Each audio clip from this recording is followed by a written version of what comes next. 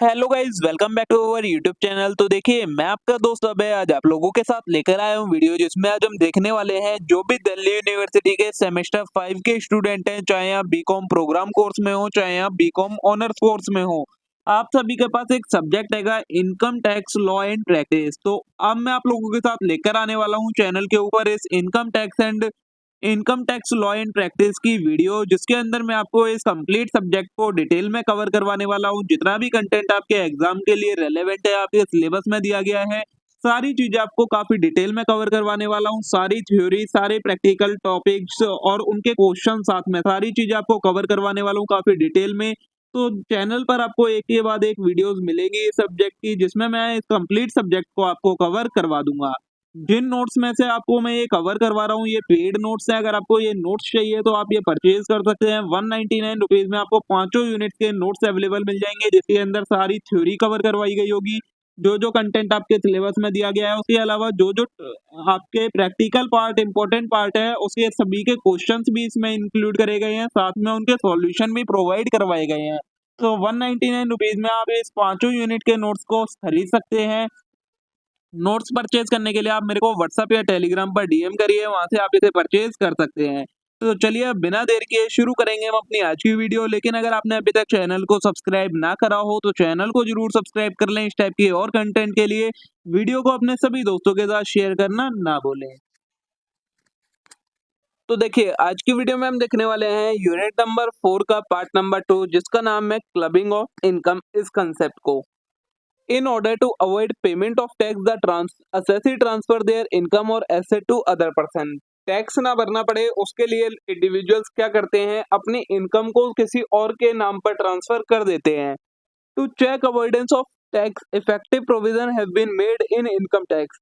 तो इस चीज को, कोई भी इनकम टैक्स होने से ना बच जाए, इस चीज का ध्यान रखते हुए गवर्नमेंट ने क्या करा है, ये कंसेप्ट लेकर आई है क्लबिंग ऑफ इनकम का, कि किस किस की इनकम एक इंडिविजुअल असेसी की इनकम में इंक्लूड होगी अगर वो ट्रांसफर करता है। तो under this circumstances the receiver of income is some other person but the income is included in income of the assessee. इस केस में क्या होगा क्लबिंग ऑफ इनकम में, कि जो इनकम रिसीव हो रही होगी वो किसी और पर्सन को रिसीव हो रही होगी, लेकिन जो वो इनकम इंक्लूड होगी वो असेसी की इनकम में, मतलब जिसके टैक्स की कैलकुलेशन हो रही है उसकी इनकम में इंक्लूड करी जाएगी। अब उसके लिए कुछ केसेस है, कुछ कंडीशंस है, क्या क्या है वो सारी चीजें देखते हैं।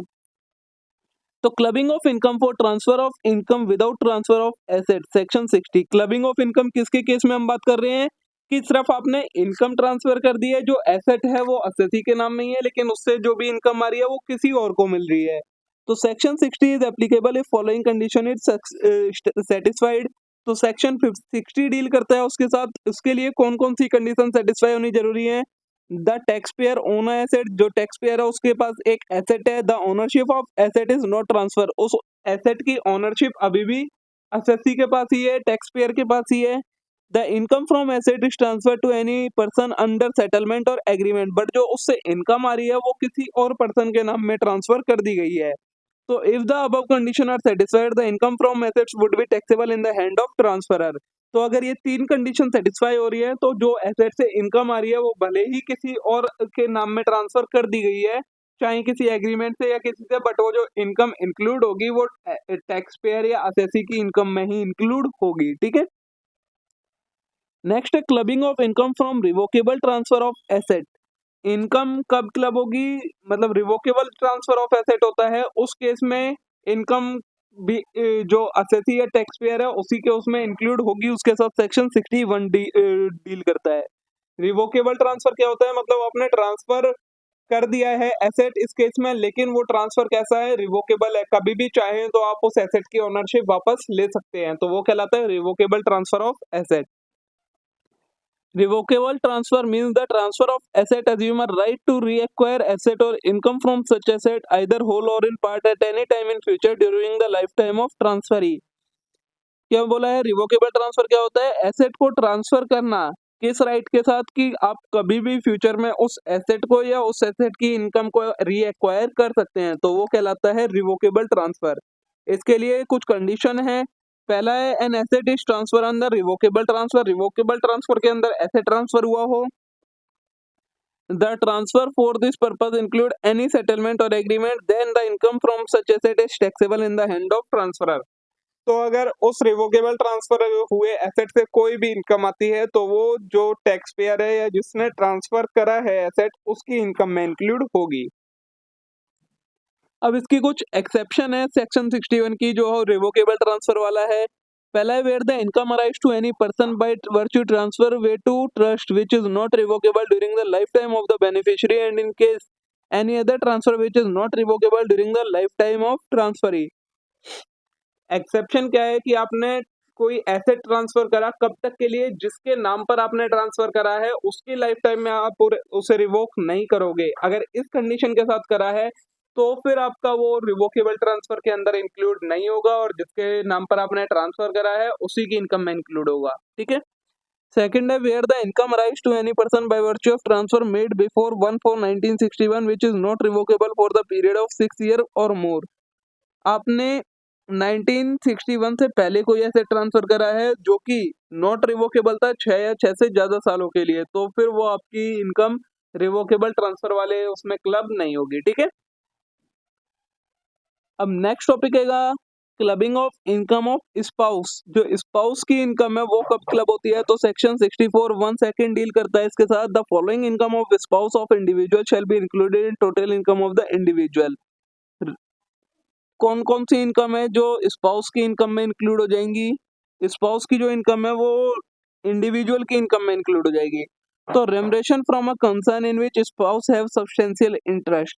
अगर इंडिविजुअल को मतलब एक पर्सन को रेमरेशन मिल रही है उस फॉर्म में जिसमें स्पाउस का सब्सटेंशियल इंटरेस्ट हो, तो if spouse of an individual gets any salary commission fees from concern, और अगर उस स्पाउस को उस कंसर्न से कोई भी सैलरी मिल रही है, कमीशन मिल रही है या फीस मिल रही है, तो वो इंडिविजुअल की इनकम में क्लब हो जाएगी। अब यहाँ पर कंसर्न में क्या क्या चीजें आ जाती हैं आपकी? कोई भी business, professional concern, sole proprietorship, partnership या कंपनी, कुछ भी चीज इसके अंदर आ जाएगी आपकी। ठीक है। फिर है सब्सटेंशियल इंटरेस्ट। तो an individual is deemed to have substantial interest if he she beneficially hold equity share carrying not less than 20% voting power और entitle not less than 20% profit any time during the previous year. Substantial interest का मतलब क्या होता है कि individual के पास 20% से ज्यादा की वोटिंग पावर है और 20% से ज्यादा का प्रॉफिट का शेयर भी मिलता है उसे, तो वो कहलाएगा सब्सटेंशियल इंटरेस्ट। और इस केस में अगर स्पाउस को उस कंसर्न से कोई भी रेमरेशन सैलरी मिलती है तो फिर वो इंडिविजुअल की इनकम में इंक्लूड हो जाएगी। When both husband and wife have substantial interest, so when both the husband and the wife have substantial interest in a concern and both are receipt of remuneration from such concern, both the remuneration will be included in the total income of husband or a wife whose total income excluding such remuneration is greater। क्या बोला है? अगर husband और wife दोनों का substantial interest है और दोनों को उससे रेमुनेशन वगैरह मिल रही है, तो एक की रेमुनेशन उस दूसरे की रेमुनेशन में इंक्लूड होगी, क्लब होगी, जिसकी रेमुनेशन के अलावा जो टोटल इनकम में ज्यादा होगी उसकी रेमुनेशन में दोनों की इनकम इंक्लूड हो जाएगी। ठीक है। नेक्स्ट है clubbing of income from asset transfer to son wife. Asset transfer करा है बेटे की वाइफ को, तो उस केस में क्लबिंग किस तरीके से होगी? तो income from asset transfer to son wife attract the provision of section 64(1)(6) as per condition block. क्या क्या कंडीशन है? The tax payer is an individual, she has the transferred an asset from May 31, 1973, the asset is transferred to son wife। जो asset है वो May 31, 1973 के बाद कभी भी ट्रांसफर हुआ है और सन की वाइफ को ट्रांसफर करा है। The asset is transferred without adequate consideration, और बिना एडुकेट कंसिडरेशन के ट्रांसफर करा है।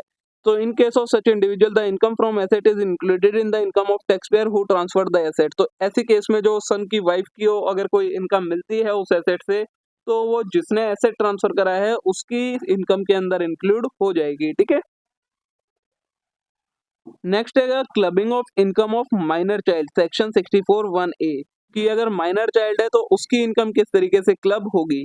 All income which arise or accrue to the minor child shall be clubbed in the income of his parents whose total income excluding minor income is greater.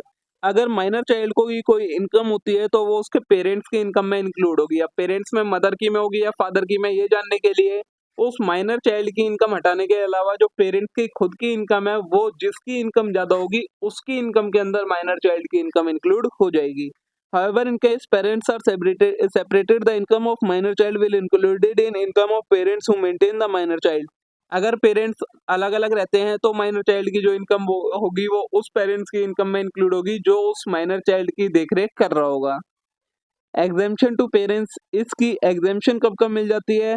तो an individual shall be entitled to exemption of 1500 per annum in respect of each minor child if income of such minor child are included in exceed that amount. क्या बोला है कि अगर minor child की income parents की income में include होती है तो उन्हें 1500 पर एनम तक का एग्जेम्पशन मिल जाती है पर चाइल्ड, पर माइनर चाइल्ड पर, कि 1500 रुपए तक आपके एग्जेम्प्ट हो जाते हैं। However, if income of any minor child is less than 1500, the aforesaid exemption shall restricted to income so included in total income of the individual। अगर 1500 से कम की माइनर चाइल्ड की इनकम है तो फिर जितनी सिर्फ इनकम है उतने की ही पूरे की एग्जेम्पशन आपको मिल जाती है। When section 16(1) is not applicable, अब वो कौन कौन से केसेस हैं जब ये वाला सेक्शन एप्लीकेबल ही नहीं होता है? तो in case of income of minor child is following sources, the income of minor child not clubbed in with the income of parents. अगर नीचे कुछ तरीके बताए हैं, अगर उन सोर्सेज से माइनर चाइल्ड को इनकम होती है तो फिर वो इनकम पेरेंट्स की इनकम में इंक्लूड नहीं होगी। कौन कौन सी है? Income of minor child on account of any manual work, minor child कोई मैनुअल वर्क कर रहा है जिसकी वजह से उसे इनकम हुई है तो वो पेरेंट्स की इनकम में नहीं आएगा। Income of minor child on account of any activity involving application of his skill, talent, specialised knowledge and experience. Minor child की स्किल, टैलेंट, स्पेशलाइज्ड नॉलेज और एक्सपीरियंस की वजह से अगर कोई इनकम आई है तो वो उसकी इनकम के अंदर इंक्लूड नहीं होगी। नेक्स्ट है income of minor child suffering from any disability specified under section 80U।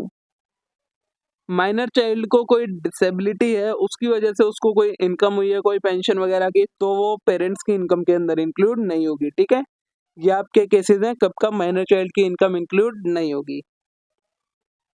ये आपको एग्जांपल दिया है इसी चीज से रिलेटेड सारा, ये सारे आपको इसी के एग्जांपल दिए गए हैं। इसे हम कवर तभी करेंगे जब हम वीडियो के प्रैक्टिकल क्वेश्चंस वाली वीडियो का पार्ट करेंगे। तो देखिए यहाँ पर आपकी ये जो पार्ट सेकंड है वो कंप्लीट हो जाता है। बहुत छोटा सा पार्ट था, सारी चीजें मैंने आपको कवर करवा दी हैं। होप तो आप सभी के लिए वीडियो यूजफुल रही होगी। वीडियो अच्छी लगी हो वीडियो को लाइक करना मत भूलेगा, चैनल को जरूर सब्सक्राइब कर लेना इस टाइप के और कंटेंट के लिए। अब हम मिलते हैं नेक्स्ट वीडियो में। Thank you.